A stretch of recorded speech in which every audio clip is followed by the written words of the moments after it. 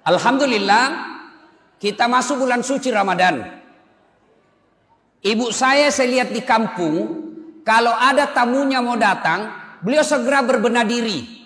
Spray diganti, horden dicuci, bahkan menu makanan pun lain dari biasa.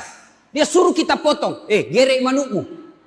Ku sayang ini ayamku mak, potong nih. Kenapa? Ada tamu mau datang. Begitu orang Islam dalam menyambut tamunya, bergembira. Alhamdulillah, hari ini kita kedatangan tamu. Tamu kita bukan gubernur, tamu kita bukan presiden, tamu kita bulan suci Ramadan. Yang dimana bulan suci Ramadan ini salah satu namanya bulan penuh berkah. Bulan dilipat gandakan segala kebaikan. Bahkan Rasulullah SAW menjelaskan, man shoma ramadana imanan wahtisaban gufira lahu ma taqaddama min zambihi. Siapa yang bergembira menyambut datangnya bulan suci Ramadan, diampuni dosanya yang telah lalu dan yang akan datang. Baru bergembira itu. Baru bergembira, bersukaria dengan datangnya Ramadan, maka Allah mengampuni dosanya yang telah lalu dan yang akan datang. Masalahnya, mana yang disebut bergembira? Mana yang disebut bersukacita? Apakah bersukacita itu kita bakar petasan? Apakah sukacita itu kita kemudian ambil elektron? Tentu bukan itu. Yang dimaksud bersukacita, bergembira, satu, menghadiri majelis-majelis ilmu seperti sekarang. Masuk Ramadan sekarang ini, maka belajarlah ilmu agama. Kenapa? Orang yang ada ilmunya tentu beda pahalanya beribadah dengan tanpa ilmu. Bahkan orang yang punya ilmu pengetahuan, mereka beribadahnya dengan baik. Contoh, ada yang tanya saya, Ustadz, bagaimana hukumnya berhubungan suami istri di malam hari pada bulan suci Ramadan?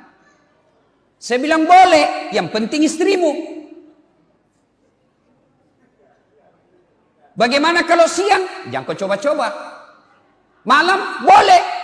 Langsung dia bilang, saya Ustadz 4 tahun nih, biar malam tidak juga. Aku bilang kadongok kok, makanya belajar. Ada lagi yang tanya, Ustadz, katanya kalau kita mau makan sahur, itu harus mandi junub dulu kalau sudah berhubungan suami istri. Saya bilang tidak, nanti mau subuh. Bayangkan kalau pengantin baru Pak, sudah buka, begitu mandi. Pulang tarawih, jam 9, begitu, mandi lagi.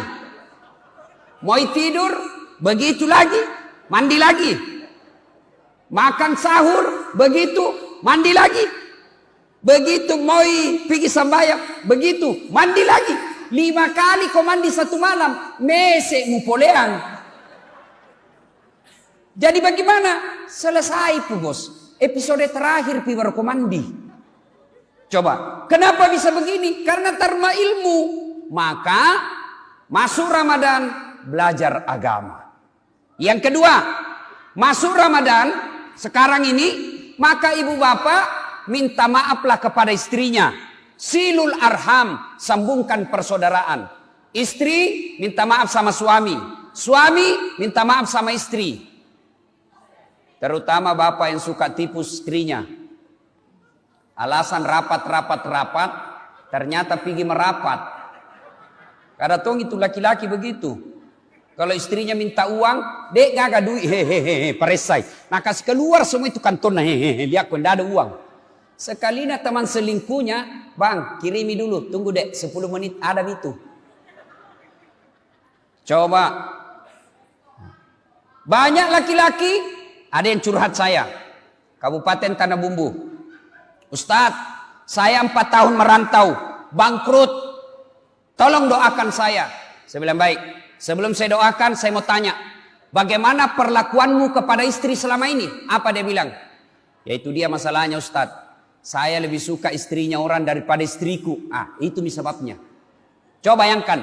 Bapak-bapak yang suka kasar sama istrinya ini. Dengar baik-baik. Yang suka kurang ajar sama istri. Bayangkan. Istri kita dinikahi di Sulawesi Selatan. Dia tinggalkan anak bapaknya. Dia tinggalkan ibunya yang melahirkan. Dia tinggalkan tanah kelahirannya. Dia datang ke Samarinda. Karena taat sama suaminya. Dia ikuti suaminya. Ternyata sampai di Samarinda. Kita khianati istri kita. Kita kasari. Kita kurang ajar. Kita terlantarkan. Wajar Allah marah. Rezeki kita susah datangnya. Kenapa? Karena kita mengkhianati istri kita. Maka saya tanya dulu. Ibu bapak. Siapa yang tahu berapa istrinya Nabi? Berapa?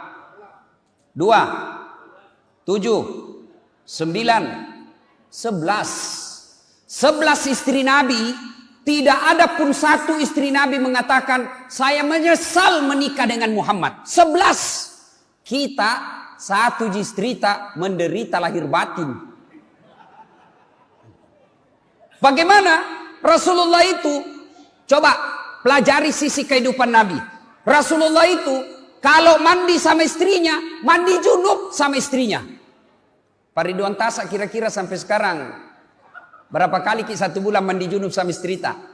Punau pak. Saya waktu pengantin baru dulu mandi junub juga sama istriku waktu pengantin baru. Ya angkat kali paknya sayang, gosok ke sisi. Waktu pengantin baru. Setelah ada anakku sekarang dia bilang mandi junub, mandi sama-sama. Ada deh gelek-gelek. Rasulullah sampai beliau usia senja. Apalagi Rasulullah pak, bu, kalau beliau minum, dia kasih istrinya. Minum satu teguk, kasih lagi istrinya. Hebatnya lagi, begitu dia minum bekas istrinya, apanya? Bekas bibirnya istrinya dia minum.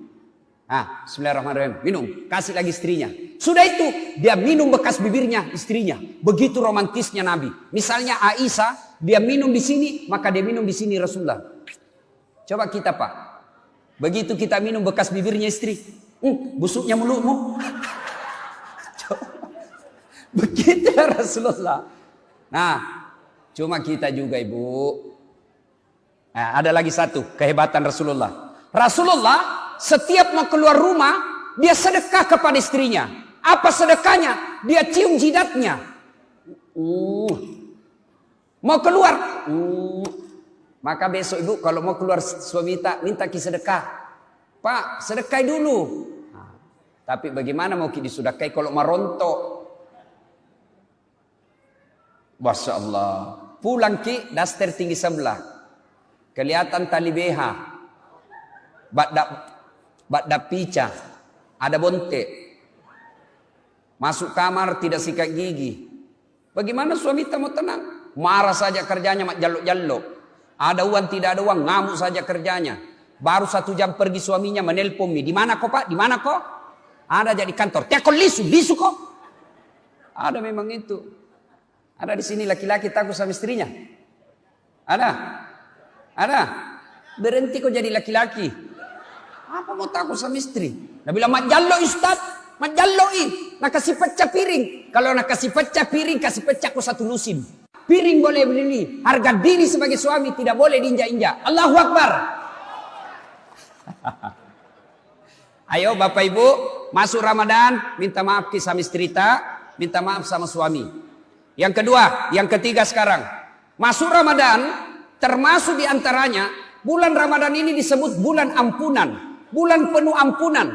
Apakah semua yang masuk Ramadan otomatis diampuni Allah? Tentu tidak. Syaratnya, maka 1, istighfar. Masuk Ramadan, perbanyak istighfar. Ulama-ulama kita dulu, TVRI, radio. Coba saya kecil dulu. Begitu mau buka puasa, radio dan televisi, apa yang diucapkan? Nashhadu Allah ilaha illallah wa nastaghfirullah. Itu dulu.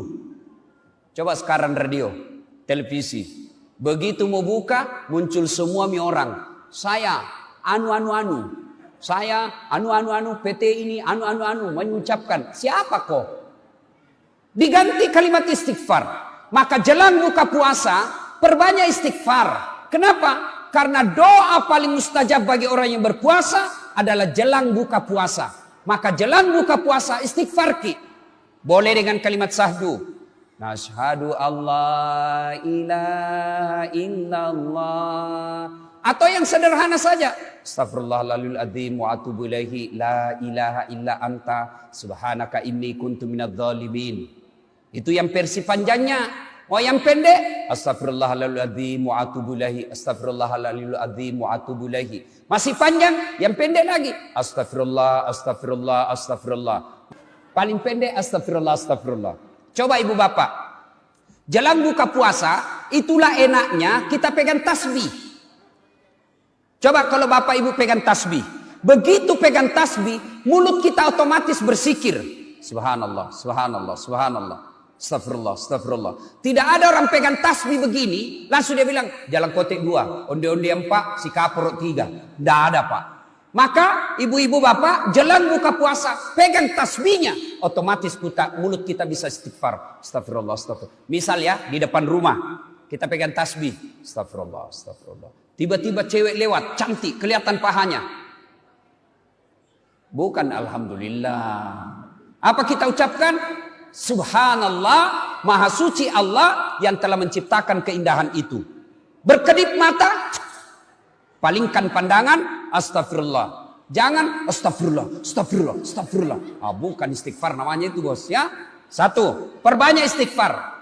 Yang kedua, jelang masuk Ramadan ini untuk bertobat kepada Allah. Yang kedua dengan cara apa? Melazimkan sholat sunnah taubat. Bagaimana sholat sunnah taubat? Sama sholat sunnah yang lain. Bedanya niat dan waktunya. Kalau tahajud, niatnya tahajud. Duha, niatnya duha. Tapi kalau sholat taubat, niatnya taubat. Nah ini yang biasa ditanya ibu-ibu. Ustadz, bagaimana usallinya? Nah, niat itu bukan bahasa bibir. Niat itu pak, bahasa hati. Tanpa diucapkan sah. Tapi kalau mau diucapkan juga bagus. Misal, sholli sunnatal taubat rakaataini lillahi ta'ala Allahu Akbar. Bahasa Arab. Bahasa Indonesianya, saya niat sholat sunnah taubat 2 rakaat. Sunnah hukumnya bagi saya lillahi ta'ala Allahu Akbar. Ternyata itu juga tidak dihafal. Gampang. Ambil jalan pintasnya. Berdiri tegak, menghadap kiblat, baru bilang maki begini, Tuhan, sembahyang sunat taubat karena Allahu Akbar. Sudah, boleh. Daripada ditunggu dihafal usallinya, ndak hafal, ndak sholat. Contoh, coba lihat orang Arab. Bapak ibu yang pernah ke tanah suci, coba lihat orang Arab kalau masuk masjid. Jalan itu, masuk masjid jalan. Berdiri langsung takbir, Allahu Akbar. Kalau kita kan lama ki dulu. Loading. Nah, bahkan ada anak muda saya lihat dia takbir begini. Allah. Allah. Langsung duduk, saya datangi, Dek. Kenapa tidak jadi sholat? Kulupa sallina Ustaz. Tidak harus diucapkan. Boleh begini, berdiri tegak. Tuhan, sholat sunat taubat nah. Allahu Akbar. Sudah, baca doa iftitah, baca Al-Fatihah, baca surat pendek. Seperti sholat biasa. 2 rakaat berikutnya, ulang lagi. Tuhan, masih seperti yang tadi. Allahu Akbar. Berapa rakaat? 2 sampai 6. Artinya, boleh 2. 4 bagus, 6 lebih baik. Kapan taubatnya? Ketika sujud terakhir. Sujud terakhir. Sampaikan, curhat. Doa tidak harus bahasa Arab. Doa itu bahasa Bugisnya mapaletu. Doa bahasa gaulnya curhat. Sampaikanlah penyesalan kita. Ketika sujud terakhir. Misal, boleh dicontoh, boleh tidak. Misalnya, sujud terakhir. Ya Allah, maafkan saya. Tadi di kantor hilap. Saya pegang tangannya sekretarisku. Nah pegang nggak juga. Akhirnya baku pegang-peganglah kami ya Allah. Ampuni saya. Dan Rabbana la tusik qulubana ba'da is hadaitana wa hab lana min ladunka rahmah. Jangan engkau palingkan hati hamba setelah engkau berikan hidayah dalam hati hamba. Salat sunat taubat. Kapan waktunya? Paling bagus selesai salat maghrib nunggu isya. Situ waktu paling baik. Boleh setelah isya, boleh. Boleh sebelum duhur, boleh. Boleh setelah duhur, boleh. Boleh sebelum asar, boleh. Tapi Nabi menganjurkannya selesai salat maghrib nunggu isya. Kenapa? Karena pergantian waktu dalam Islam bukan pukul 00, tapi pergantian waktu dalam Islam pukul beduk maghrib. Begitu beduk maghrib berarti selesai hari yang lalu, maka masuk sholat maghrib, masuk waktu yang baru. Maka kita sholat taubat. Mudah-mudahan dosa tak satu hari ini Allah ampuni, dan masuk kita hari berikutnya Allah telah mensucikan dosa. Ada yang tanya, Ustaz, bagaimana sesungguhnya taubat itu? Satu, taubat itu satu, mengakui. Dua, menyesal. Tiga, syaratnya tidak mengulang. Yang selalu saya bilang, taubat ibu hamil. Pernah lihat taubat ibu hamil? Pernah? Coba lihat ibu hamil kalau melahirkan. Taubat itu teriak-teriak. Taubat ma pak, taubat ma, tidak mau ma lagi hamil. Terakhir nih. 7 bulan kemudian, tampu sih. Padahal sudah tobat-tobat. Ya, yang keempat, ganti dengan kebaikan. Nah, menyesal, mengakui, tidak mengulang, ganti kebaikan, maka dosa apapun Allah pasti ampuni. Kecuali yang kelima, dosa kepada sesama manusia, maka kita harus minta maaf sama yang bersangkutan. Kalau ada di sini pernah tipu caleg, disuruh bikin baleho 10, 5 jina bikin, kalah calegnya, Piko minta maaf bos. Maafkan saya bu. Kenapa? Ada itu kita suruh Kak Baleho bikin 5, 10, 5 jiku bikin. Nah bilang ini bu, iyo, saya maafkan kok, tapi jangan kau lagi lewat depan rumahku. Itu bedanya Tuhan. Kalau Allah, kita datang membawa dosa. Ya, seorang pemuda datang kepada Nabi. Ya Rasulullah, saya pembuat dosa, saya banyak maksiat. Nabi bersabda, taubat kok. Tapi kuulang lagi ya Rasul. Taubat kau lagi. Kuulang lagi ya Rasul. Taubat kau lagi. Kalau begitu kata anak muda ini. Kalau begitu ya Rasul. Banyak dosaku. Lalu Nabi bersabda. Dosamu banyak. Ampunan Allah jauh lebih banyak daripada dosamu. Adakah manusia yang tidak punya dosa? Semua manusia punya dosa. Jangankan kita. Nabi saja punya dosa. Nabi Adam makan buah khuldi. Nabi Yunus sangka buruk kepada Allah. Nabi Lut istrinya menjadi lesbi. Nabi Nuh anaknya berkhianat. Itu Nabi, apalagi kita. Kalau begitu bukan dosa masalah kita. Masalah kita mau tidak kita bertobat kepada Allah. Dan Ramadan Allah hadirkan untuk mencuci dosa dan kesalahan kita. Seolah-olah Allah ingin berkata kepada kita, Das'at, 11 bulan kau lupakan saya, 11 bulan kau maksiat, 11 bulan kau tinggalkan saya. Wala tai'asu min rauhillah. Jangan kau putus asa. Innallaha yuhibbut tawwabina. Sesungguhnya Allah mencintai orang-orang yang bertobat. Maka Ramadan ini mari kita bertobat. Mari kita sucikan diri. Mari kita bersihkan diri dengan cara apa? Memperbanyak istighfar. Yang kedua, memperbanyak sholat sunat tobat. Dan yang ketiga, kalau kita ingin mensucikan diri di bulan suci Ramadan, as-sadaqatu, bersedekahlah. Bersedekah. Coba lihat contoh hari ini, Pak Mahyudin. Apa beliau bangkrut karena rajin bersedekah? Saya tidak pernah lihat orang bangkrut gara-gara rajin sedekah. Tidak ada orang di Samarinda, Ustadz, itu yang di sudut rumahnya bangkrut gara-gara bantu panti asuhan, bangkrut karena rajin bantu fakir miskin. Tidak, yang bangkrut gara-gara narkoba, bangkrut karena judi. Tidak ada orang bangkrut gara-gara sedekah. Bersedekahlah. Kenapa kita miskin? Karena selama ini kita suka minta-minta. Kenapa kita bangkrut? Karena selama ini kita minta-minta. Tapi bersedekahlah, menolong agama Allah, Allah pasti akan ganti. Dan yang keempat, bulan Ramadan ini bulan pengkaderan. Didik anak kenakan kita, ajarkan anak-anak kita agar menjadi anak yang soleh dan soleha. Saya banyak melihat, na'udzubillah min zalik, pejabat di kantor dimuliakan, tapi na'udzubillah min zalik, sampai di rumahnya dihina. Pernah ada anak-anak, ini kisah nyata Pak, kisah nyata. Saya di Makassar, tiba-tiba ada menelpon saya, Ustadz, tolong datang ke rumah. Sambil menangis ini bu. Kenapa ibu? Meninggal bapakku, meninggal suamiku, tidak ada yang tak tahu bagaimana ngurusnya. Saya bilang, mana semua anak-anaknya? Sibuk semua anaknya Ustadz. Saya datanglah ke situ. Saya minta nomor telepon anaknya. Saya telepon anaknya yang pengusaha di Samarinda. Di sini, Daeng, meninggal bapak tak? Apa dia bilang? Oh, sudah lama memang sakit itu Ustadz. Jadi bagaimana? Minta maaf Ustaz, saya tidak bisa pulang. Jadi tolong SMS nomor rekeningnya. Semua biaya pemakaman dan pengurusan jenazah saya transfer, Ustadz yang ngurus. Na'udzubillah min zalik. Hari ini sudah banyak kejadian begitu. Maka Ramadan, didik anak kita. Salah satu cara mendidik anak di bulan suci Ramadan ini adalah mendoakan. Doanya sangat ringkas. Apa doa untuk anak yang soleh? Ayo kita amalkan Pak. Selama Ramadan ini, selesai kita tarawih doa untuk meminta anak yang soleh. Pendek sekali. Rabbi habli minas solihin. Ya Allah, berikan hamba anak yang soleh. Mau disuap anaknya, bisik. Ayo nak, Rabbi habli minas solihin.